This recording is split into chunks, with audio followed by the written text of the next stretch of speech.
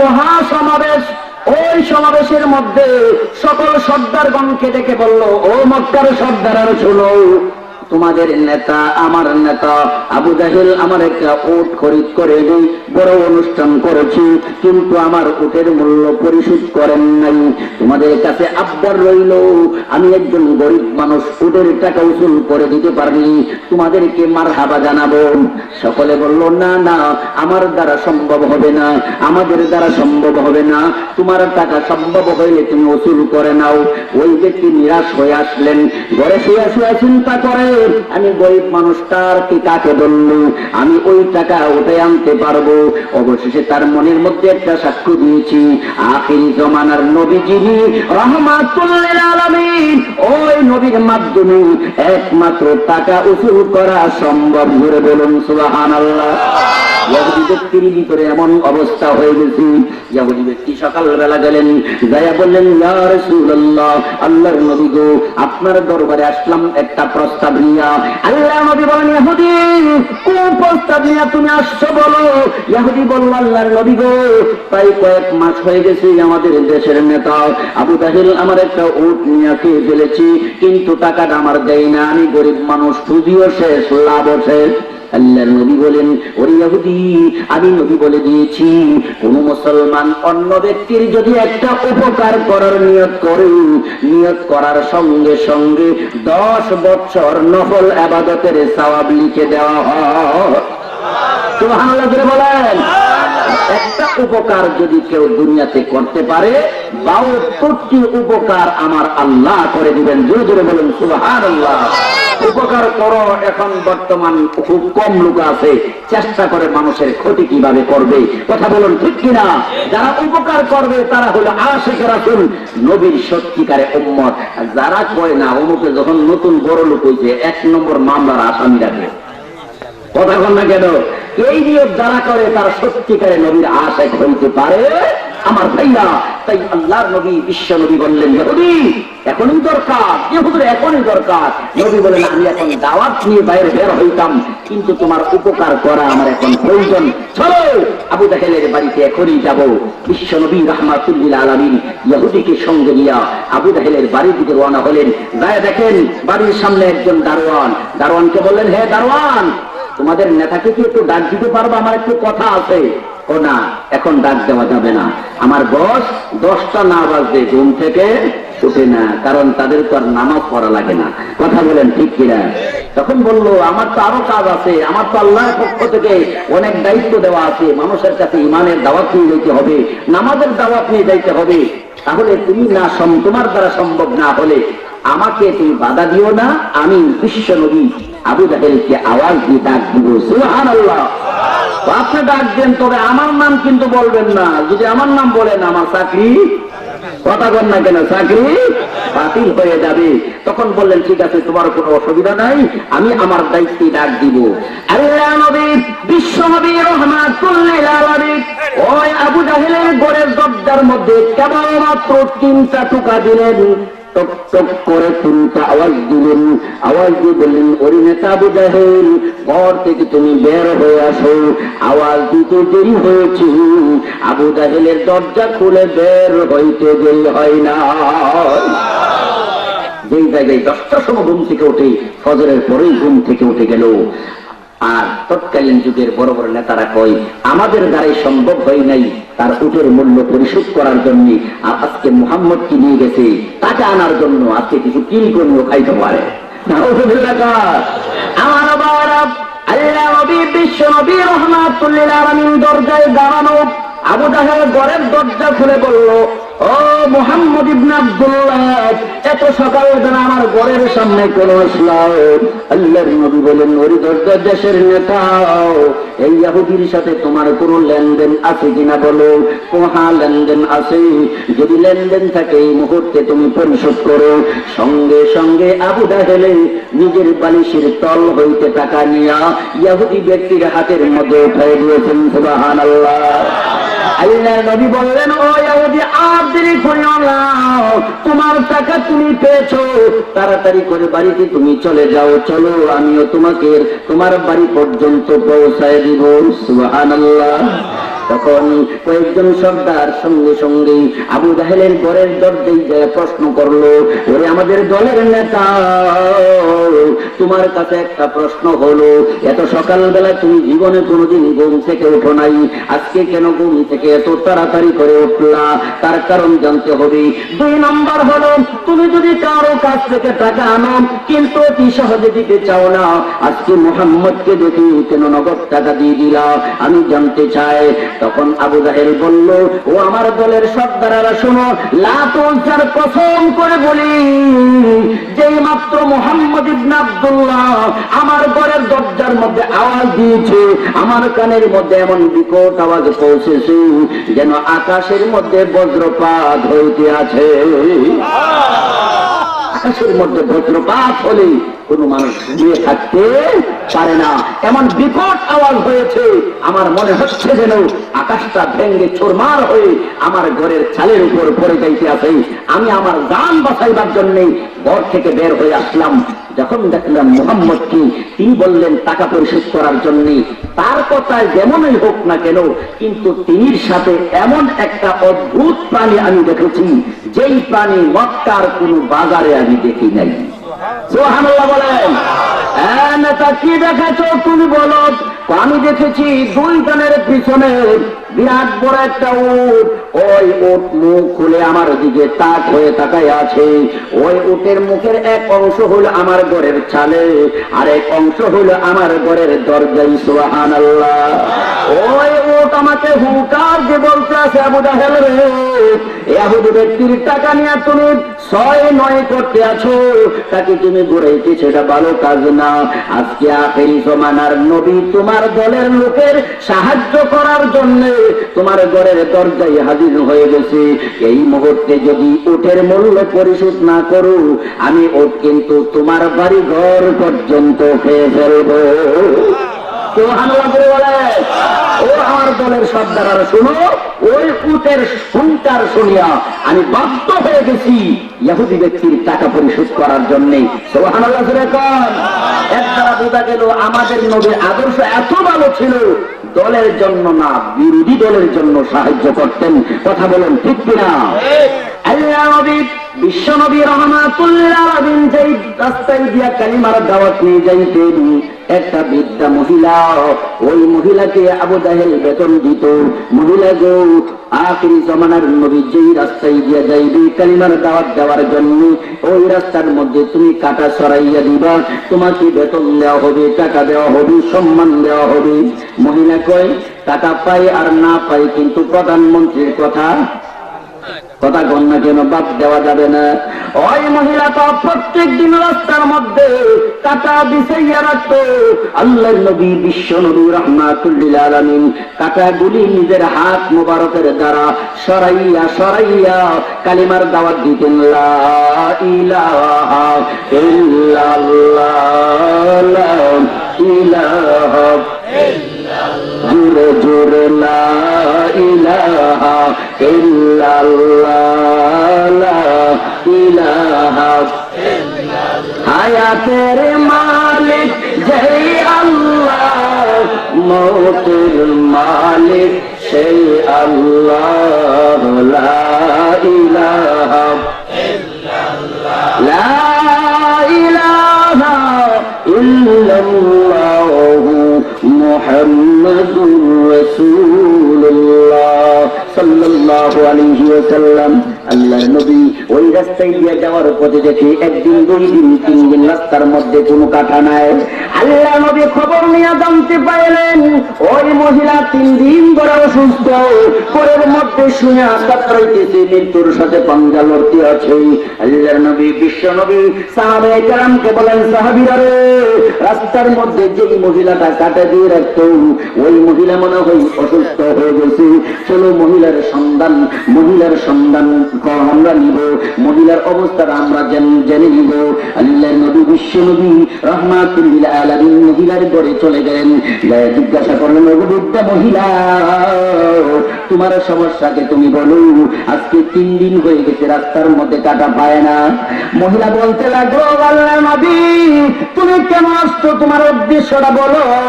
আল্লাহর নবী বলেন, মহিলা আমি তোমার কোনো ক্ষতি করার জন্য আসি নাই, আমি নবী আসছি তোমার খোঁজ খবর নেওয়ার জন্য, তোমার খেদমত করার জন্য। জোরে বলুন সুবহানাল্লাহ। আর জোরে বলেন। ওই মহিলা বলল, আল্লাহ নবী গো, আবু জাহেলের কথা শুনে আপনাকে বহুদিন পর্যন্ত আমি কষ্ট দিয়েছি, রাস্তার মধ্যে কাটা বিছিয়ে দিয়েছি, 3 দিন 3 রাত্র হয়ে গেল, আবু জাহেল আমার কোনো খোঁজ খবর নেই নাই, তার দলের কোনো লোক আমার খোঁজ খবর নেই নাই। আপনি আমার বিরোধী দলের লোক হওয়ার পরও আমার খোঁজ খবর নেওয়ার জন্য বাড়ি পর্যন্ত এসেছেন, আমি আপনার আদর্শে মুগ্ধ হয়ে গেছি। আপনার মতন এমন সৎ মানুষ মক্কার মধ্যে আর দ্বিতীয় কেউ হইতে পারে না। নবীজি নবীজি নবীজি আমার, নবীজি পিয়ারা সারা দুনিয়ার। বলুন, নবীজি নবীজি নবীজি আমার, নবীজি পিয়ারা সারা দুনিয়ার।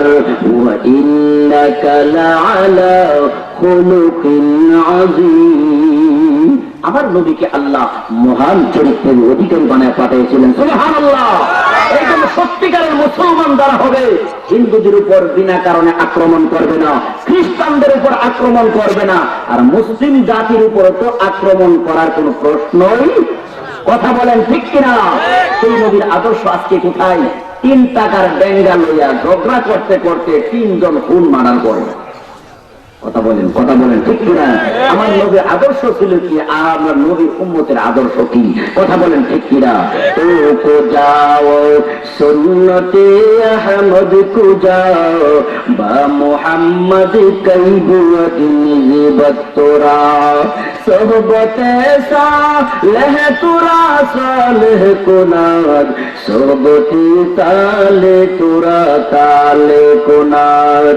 এক জমানা सोहबते बाउलिया बेरे तेरा गुसद साले तो आके बेरिया, बालुर लगे चलले खा बाटार पान, बुড়ার লগে চললে কাটে বই কান। কথা বলেন ঠিক কিনা? আল্লাহর নবীর এমন সুন্দর আদর্শ দেখিয়া আবু বকর ভালো হয়ে গেছে, উমর ভালো হয়ে গেছে, উসমান ভালো হয়ে গেছে, এরকম ভাবে দাহিয়াতুল কালবি ভালো হয়ে গেছে। এমন লক্ষ লক্ষ মানুষ আল্লাহর নবীর সুন্দর আদর্শ দেখে সোনালী মানুষ হয়ে গেছেন। কথা বলুন ঠিক কিনা? আরো জোরে বলেন। সেই নবীর আদর্শে মুগ্ধ হয়ে মক্কার সর্বস্তরের জনগণ আল্লাহর নবীকে ভালোবাসতে লাগলো, মহব্বত করতে লাগলো। কিন্তু আবু জাহেল দেখলো এখন অবস্থা বেশি ভালো না, আবু জাহেলের ক্ষমতা বেশি দিন থাকবে না। তখন নবীর বিরুদ্ধে আবু জাহেল বদনাম করে, ও মক্কার জনগণ শুনো, আমি তোমাদের দেশের একজন নেতা, তোমাদেরকে বলে দিই সাবধান সাবধান, কোনদিন কিন্তু আখিরি জমানার নবীর কাছে যাইবা না। নাউযুবিল্লাহ। কোন নবীর কাছে যাইলে মানুষ শান্তি পায়, আবু জাহেলের কাছে যাইলে মানুষ অশান্তি পায়। কথা বলেন ঠিক কিনা?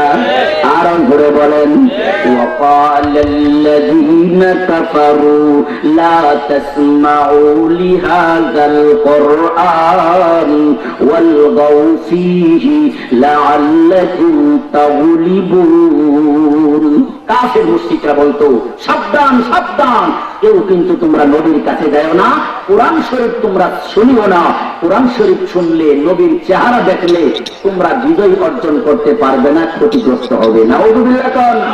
তারা যতই বাধা দেয়, জনগণ নবীর জন্য পাগল। সুবহানাল্লাহ। আমার আবার অবশেষে নবীর বিরুদ্ধে সমালোচনা করে দিল, ও আমার দেশের জনগণ, আখিরি জমানার নবীর চরিত্র ভালো না, মানুষের মাল সামানা কেড়ে নিয়ে যায়, মানুষের ইজ্জত লুণ্ঠন করে ঘুরে। নাউযুবিল্লাহ। আমার নবীজি কারো 1 টাকা আত্মসাৎ করছে এমন কোন প্রমাণ নাই। কথা বলেন ঠিক কিনা? আবু জাহেল আত্মসাৎ করেছেন কোটি কোটি টাকা। কথা বলেন ঠিক কিনা? আমার ভাইরা, এই কথা শুনিয়া এক পাহাড়ি মহিলা কিছু নিজের মাল সামানা ছিল, টাকা কড়ি ছিল, আটা ছিল, গম ছিল, খেজুর ছিল, থালা বাসন সবগুলি গাঁঠুনি বাঁধিয়া সিদ্ধান্ত নিয়েছেন এই মক্কার ভিতরে আর কোনোদিন থাকবে না। কারণ যেই ব্যক্তির কথা শুনেছে ওই মুহাম্মদের হাতে ধরা পড়লে আর উপায় নাই। এই ভয়ে মহিলা এলাকা ছাড়ার জন্য রাজি হয়ে গেছে। আমাদের সমাজে এমন কিছু নরম লোক আছে, গরম লোকের শক্তিশালীর যন্ত্রণায় এলাকায় থাকতে পারে না। কথা কোন দুর্বল বাড়ি যন্ত্রণা দেয়, বাথরুম দেয়, যে টাঙ্কিটা নিয়ে দেয় ওই বাড়ির সামনে। কেড়ে তো আমার ছেলে হইল 5টা বেচ্চা জায়গা এই এলাকাটা চাইরা। কথা বলেন এমন আছে না? আরো যে বলে এমন কষ্ট দেন না, আছে না? আল্লাহর নবী 3 বার বলেছেন ওয়াল্লাহি লা ইউমিনু, ওয়াল্লাহি লা ইউমিনু, ওয়াল্লাহি লা ইউমিনু। কিলা মান ইয়া রাসূলুল্লাহ? ক্বালা মান লা ইয়ামানু জারাহু বাওয়াইকা। আল্লাহর নবী বলেন আল্লাহর কসম সেই ব্যক্তি মুমিন নয়, আল্লাহর কসম সেই ব্যক্তি মুমিন নয়, আল্লাহর কসম সেই ব্যক্তি মুমিন নয়। সাহাবায়ে কেরাম জিজ্ঞাসা করলেন আল্লাহর নবী গো, কোন ব্যক্তি মুমিন নয়? 3 বার কসম করে বলেছেন। আল্লাহর নবী বলেছেন মাল্লা ইয়ামানু জারাহু বাওয়াইকা, যার প্রতিবেশী নিরাপদে এলাকায় থাকতে পারে না, যেই ব্যক্তি প্রতিবেশীকে কষ্ট দেয় যেই কোনো কথায় কাজে, আল্লাহর নবী বলেন সেই ব্যক্তি পরিপূর্ণ মুমিন হইতে পারে। পরিপূর্ণ মুমিন হইতে হলে পাড়া প্রতিবেশীর সাথে ভালো ব্যবহার করতে হবে। কথা বলেন ঠিক কিনা? আমার বাবা ওই ইহুদি মহিলা মাল সামানা সবগুলি গাঁঠুরি বাঁধিয়া রাস্তার পাশে দাঁড়াইয়া দাঁড়াইয়া উট বকরির অপেক্ষা করতে আছে। এই রাস্তা দিয়া উট আসলে ওই উটের উপর উঠিয়া এলাকাতে অন্যত্রে চলে যাবে, এই এলাকায় আর থাকবে না, নবীর বয়ে এলাকা ছেড়ে দিবে। আসলে কিন্তু নবীর চরিত্র সম্পর্কে মহিলা জানে না। কথা বলেন ঠিক কিনা? আরো জোরে বলেন। আজকে আমাদের সমাজেও আছে অনেক লোক বলেন অমুক লোক বালা না, অমুক লোক বালা না, অমুক লোক বালা না, কিন্তু তার সাথে কোনো চলাফেরা নাই, তার সাথে কোনো ওঠা বসা নাই, কান পরা না অমুক লোককে মন্দ বলে। কথা বলেন ঠিক কিনা? ছেলে কান লয়ে গেছে রে বাবা, শুনিয়া ছেলের পিছে দৌড়ায়, কানের মধ্যে হাত দিয়া দেখে না কান আছে না নাই। কথা বলেন ঠিক কিনা? অমুক বালানা খারাপ, তার সাথে তুমি চলো, তার সাথে উঠা বসা করো। অমুক বালানা খারাপ, চলাফেরা করলে তুমি বুঝতে পারবা। কথা বলেন ঠিক কিনা? আমার মুসলমান ভাইয়েরা, আল্লাহর পক্ষ থেকে হুকুম আসছে আমার বন্ধু, আজকে কালেমার দাওয়াত নিয়ে ওই রাস্তায় দিয়ে যাইবেন। আল্লাহর নবী বিশ্ব নবী ওই রাস্তায় দিয়ে কালিমার দাওয়াত দিতে এর বাইরে বের হয়ে গেলেন। রাস্তার মধ্যে যায় দেখি মহিলার চেহারার মধ্যে বড় ক্লান্তি বা বড় টেনশন কাজ করতে আছে, বিরাট বড় একটা গাঁঠুরি তার সামনে। আল্লাহ নবী নিজের পরিচয় গোপন রেখে বললেন ও বৃদ্ধা মহিলা, তোমার রাস্তার মধ্যে দাঁড়াইবার কারণ রাখে আমি জানতে চাই। মহিলা বললেন ওরে যুবক, তোমার কাছে বললে কোনো লাভ হবে না। আল্লাহর নবী বলেন বলে দেখো আমি তোমার কোনো উপকারে করতে পারি কিনা। অবশেষে মহিলা বলল যুবক রে, আমি এই এলাকায় বাড়ির মধ্যে থাকবো না, আমি এই এলাকা ছেড়ে অন্যত্রে চলে যাইতে চাই। ওই অন্যত্রে যাওয়ার জন্য আমি উটের অপেক্ষায় আছি অথবা গাধার অপেক্ষায় আছি। ওই বাহনের উপর আমি মাল সামানা উঠাইয়া আমি এলাকা ছেড়ে অন্যত্রে চলে যাব। আল্লাহর নবী বলেন বৃদ্ধা মহিলা, উট গাধার কোনো প্রয়োজন নাই, আমি একজন নওজোয়ান যুবক, তোমার গাঁঠুরিটা আমার মাথার মধ্যে উঠায় দাও, আমি তোমার গন্তব্যস্থলে বিনা বেতনে পৌঁছায়া দিব। বলেন বিনা বেতনে পৌঁছায় দিবে এমন কাজের লোক পাইলে জনগণ খুশি হবে না বেজার হবে? কোন বাজারে যদি প্রতি কেজি চাউলে 1 টাকা কম পায়, কাস্টমার ওই দোকানে বেশি চাই। কথা বলেন ঠিক কিনা? 1 মণ চাউল কিনলে 40 টাকা, আমি কথা কর না 40 টাকা আমি আমার কম লাগবে, 40 টাকা লাভবান হওয়া যাবে। ওই মহিলা অত্যন্ত খুশি হইলেন, আবার মনে মনে ডরাও, যদি যুবক দৌড় দিয়ে আমার গাঠুরিটা নিয়ে যা, উভয়টা বা কি হইব, কথা বল ঠিক কিনা? কিন্তু যুবকের কথা শুনে মহিলার মনের মধ্যে একটা বিশ্বাস হইতে, ছেলেটা মনে হয় ভালো, নতুবা নিজে স্বেচ্ছায় আমাকে এমন প্রস্তাব দিত না, কথা বলেন ঠিক কিনা? আরে নবী, বিশ্ব নবী বৃদ্ধা মহিলার গাঠুরি মাথার মধ্যে উঠাই নাও, রওনা হয়ে গেল। মহিলা যেই দিকে যাওয়ার কথা বলেন সেই দিকে যান। অনেক দূরে যাইয়া মহিলা বললেন, যুবক, আর তোমার সামনে যাইতে হবে না, এখানে আমি একটা কুড়ে ঘর বানাবো, ছোট ঘর বানাবো, এই ঘরের মধ্যে আমি অবস্থান করব। আল্লাহর নবী বিশ্ব নবী রাহমাতুল লিল আলামিন মহিলার কথা মতো গাঠুরিটা সেখানের মধ্যে রেখে দিলেন। অবশেষে মহিলা বলল, ওরে যুবক, তুমি কিছু নিয়ে যাও, তাবারক নিয়ে যাও, খেজুর নিয়ে যাও। আল্লাহর নবী বললেন, না, আমাকে কোনো বিনিময় দিতে হবে না, আমাকে কোনো বিনিময় দিতে হবে না, তুমি আমাকে বিদায় দিয়ে দাও। মহিলা ওই নবীর প্রতি সন্তুষ্ট হইয়া বলল, যুবক, তুমি কোন দেশে তোমার বাড়ি, কোন দেশে তোমার ঠিকানা, তোমার বাবার নাম কি, তোমার মার নাম কি, একটু পরিচয় দিয়ে যাও। যেই কোনো সময় আবার আমার দেশের পরিস্থিতি ভালো হলে আমি আবার আমার মাতৃভূমি মক্কা নগরীর মধ্যে যাব, তোমার পরিচয় থেকে দিয়ে যাও। আল্লাহর নবী এখন কথা বলার সুযোগ হয়েছেন। আল্লাহ নবী বলেছেন, বৃদ্ধা মহিলা, আমার পরিচয় তোমার জানার কোনো প্রয়োজন নাই, তবে তুমি কোন দুঃখে বাড়ি ঘর ছেড়েছো তুমি বলতে পারো। সুবহানাল্লাহ। মহিলা মনের কথা মনে রাখে, গোপন করে রাখে, বলতে চায় না। নবী বলে, তোমার মনের দুঃখের কথা বলো। মহিলা বলে, তোমার পরিচয় তুমি বলো। অবশেষে মহিলা বলতে বাধ্য হয়েছে, ওরে যুবক, মক্কাতে যায় কিন্তু এই সব খবরটা কাউকে বলবে না।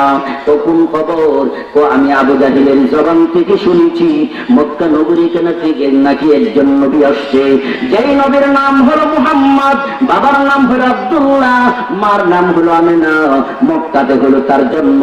ওই নবী নাকি মানুষের মাল সামানা চিন্তাই করে নিয়ে যাই। জোরে জোরে বলেন নাউযুবিল্লাহ, আরো জোরে বলেন নাউযুবিল্লাহ। আল্লাহ নবী বলেন, বৃদ্ধা মহিলা, যেই ব্যক্তির বিরুদ্ধে তুমি সমালোচনা শুনেছ, ওই ব্যক্তির সাথে কি জীবনে কোনোদিন সাক্ষাৎ হয়েছে? মহিলা বলে, না যুবক, জীবনে কোনোদিন সাক্ষাৎ হয়নি। বলুন, যার সাথে কথা বলতেছে সে কে?